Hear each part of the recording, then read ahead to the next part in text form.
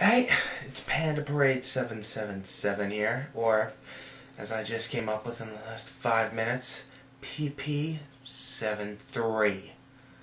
There's a 3 at the end because there's 3 sevens. And by that logic, I could probably do P273. I don't know. I don't know. Well, we can move right on past that. The biggest question on my mind right now is Chinese restaurants. You ever been to a Chinese restaurant that has white tablecloths? You can eat in it, and it's not, the whole setup isn't like rushing you out the door.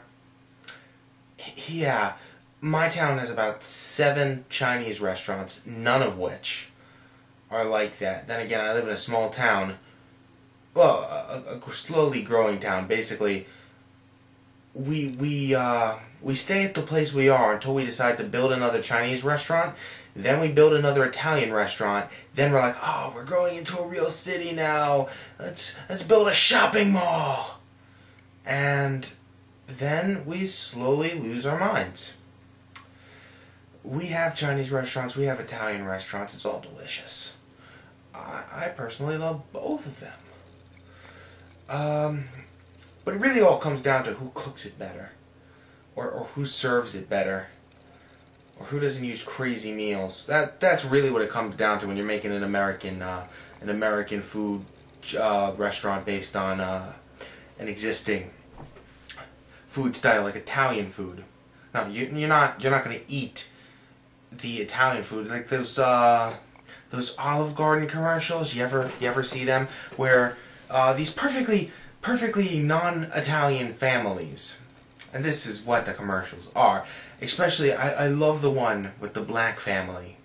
Now, I'm not racist.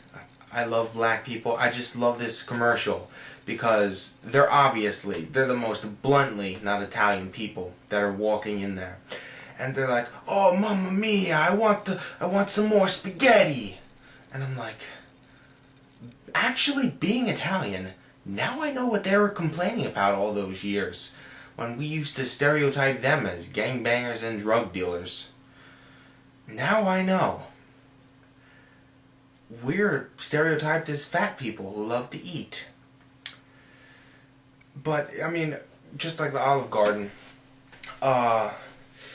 food restaurants will not serve you the real food from that country. You go over there, you'll eat every meal completely different. Pizza is not the same over there, and I'm not talking about it's different. No, I'm talking about it's like a completely different thing.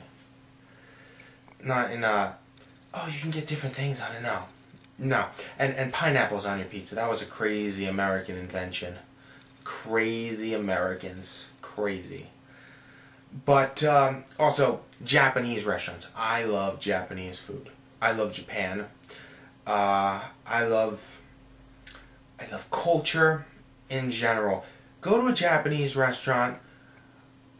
Don't think you know anything about Japan, unless of course you actually have taken the time to learn something about Japan, because they will not be serving you Japanese food.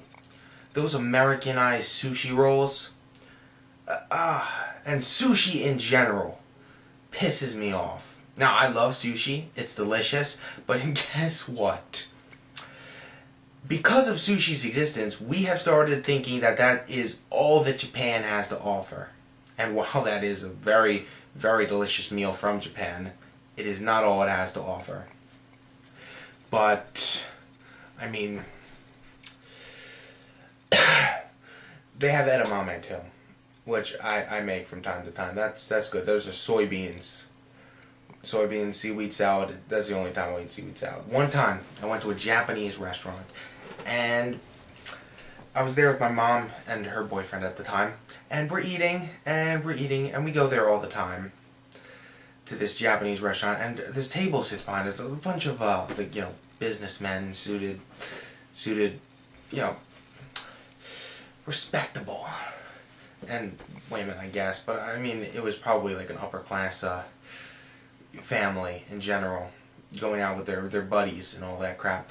And they get the edamame, and what edamame is it's in a shell with the 2 beans inside, and you're supposed to bite down, pull the beans out, and eat it. They put the whole thing in their mouth, and they're looking around at each other. What the fuck am I supposed to do with this? What am I supposed to do? Am I supposed to eat it all? I mean, granted that we've eaten there enough times to know what we're supposed to do, that we can find this funny and hysterical and stupid. But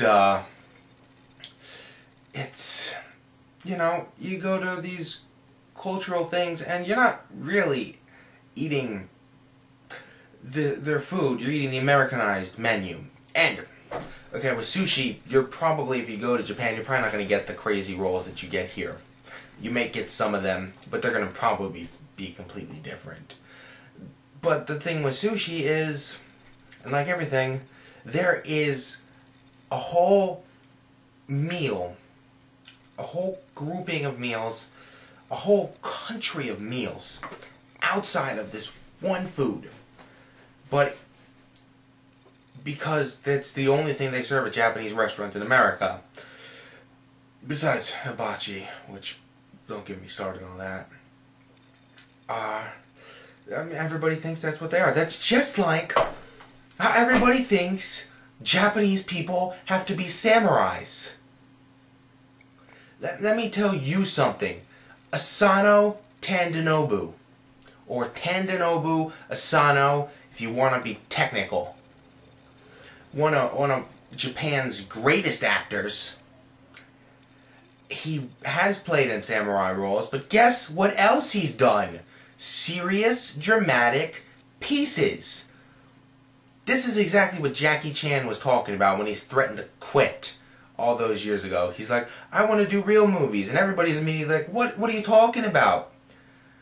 You're Asian. You have to do martial arts film. That's a law. Just like casting Asians in martial arts films. I wanted to make a martial arts film once, and then I stopped. I thought, wait a second, I'll bring this to the, if I ever get this sold, I'll bring it to them and I'll be like, yeah, I want to make a martial arts film. It's got some Japanese characters in there. It's going to have a lot of Japanese language. And they'll be like, oh, martial arts film, that's great. Who are you going to hire? I'm like, I'm thinking maybe Tandanobu Asano, or Asano Tandanobu, whatever you want to call him. And they're like, well, that name doesn't sound like Jackie Chan, Bruce Lee, or Chow Yun-Fat. And you know what? Bruce Lee's dead. He was replaced with Jet Li. Now it's Jackie Chan, Jet Li, or Chow Yun-Fat. I'm like, well, I don't want to use the stereotypical 3. I'm like, oh, I'm sorry. This is an American film. First of all, you're going to have change all this dialogue so it's speaking in American. Speaking. Not spoken, it's speaking. Because it's not real American. It's not real American. Because American is a completely different language than English, okay? We have so perfectly transformed that language to fit ourselves that we made our own.